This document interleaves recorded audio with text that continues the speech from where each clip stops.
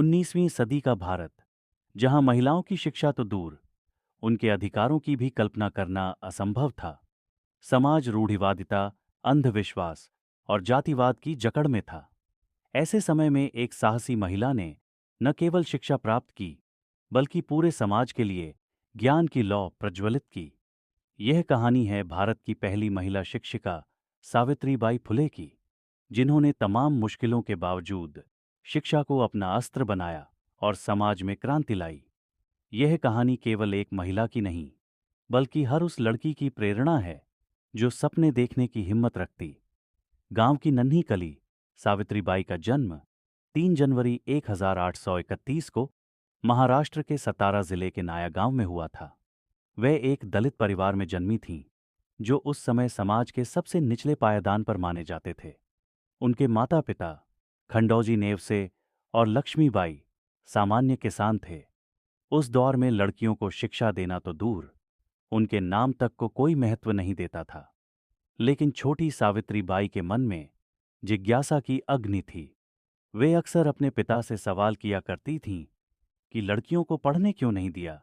महज 9 साल की उम्र में सावित्रीबाई का विवाह 12 वर्षीय ज्योतिराव फुले से कर दिया गया। उस समय यह सामान्य बात थी, लेकिन इस विवाह ने सावित्रीबाई के जीवन की दिशा ही बदल दी।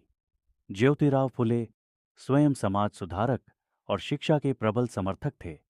उन्होंने देखा कि उनकी पत्नी में सीखने की अद्भुत ललक है। बस उन्होंने एक निर्णय लिया, उन्हें शिक्षित करने का। उन्होंने सावित्रीबाई को पढ़ाना शुरू किया और उनकी शिक्षा की नींव रखी। सावित्रीबाई के पढ़ने की शुरुआत आसान नहीं थी। उस समय लड़कियों की शिक्षा को पाप माना जाता था। जब वे पढ़ने जातीं, तो गांव वाले उन पर ताने कसते, पत्थर फेंकते और कीचड़ तक डाल देते। लेकिन उन्होंने हार नहीं मानी। ज्योतिराव ने उन्हें पुणे भेजा, जहां उन्होंने फातिमा शेख के साथ मिलकर पढ़ाई की। फातिमा शेख भी एक क्रांतिकारी महिला थीं, जिन्होंने सावित्रीबाई को पूरा सहयोग दिया। कुछ ही समय में सावित्रीबाई ने इतनी शिक्षा प्राप्त कर ली कि वे खुद एक शिक्षिका बनने के योग्य हो गईं। भारत की पहली महिला शिक्षिका बनने की राह 1848 में ज्योतिराव और सावित्रीबाई ने पुणे में लड़कियों के लिए पहला स्कूल खोला। यह भारत के इतिहास में एक क्रांतिकारी कदम था। अब सावित्रीबाई केवल एक शिक्षिका नहीं थीं, बल्कि भारत की पहली महिला शिक्षिका बन चुकी थीं। लेकिन समाज इसे स्वीकार नहीं कर सका। उन्हें अपमानित किया गया, गालियां दी गईं, यहां तक कि रास्ते में गोबर तक फेंका गया। परंतु वे अडिग रहीं। उनके हाथ में 2 साड़ियां रहती थीं, एक पढ़ाने जाने के लिए और दूसरी घर लौटते समय गंदगी से सने कपड़ों को बदलने के लिए। छुआछूत के खिलाफ संघर्ष सावित्रीबाई और ज्योतिराव फुले ने केवल महिला शिक्षा तक खुद को सीमित नहीं रखा, बल्कि वे दलितों और वंचितों के अधिकारों के लिए भी लड़े। उन्होंने समाज के हर तबके को शिक्षित करने का बीड़ा उठाया। उन्होंने अपने घर का दरवाजा उन महिलाओं के लिए खोल दिया जिन्हें समाज ने त्याग दिया था। उस समय बलात्कार पीड़ित महिलाओं को समाज से बाहर कर दिया जाता था, लेकिन सावित्रीबाई ने उन्हें सहारा दिया। बाल विवाह और विधवा पुनर्विवाह, उन्होंने विधवा महिलाओं की मदद के लिए हत्या प्रतिबंधक गृह की स्थापना की। उस दौर में विधवाओं को समाज में बेहद हीन दृष्टि से देखा जाता था। समाज के तानों से बचने के लिए विधवाएं अपने नवजात बच्चों को मार देती थीं। सावित्रीबाई ने इन्हीं बच्चों के लिए एक आश्रय स्थल बनाया, ताकि उन्हें भी जीवन का अधिकार मिल सके। उन्होंने महिलाओं के पुनर्विवाह को भी बढ़ावा दिया, जो समाज के लिए एक बड़ा झटका था।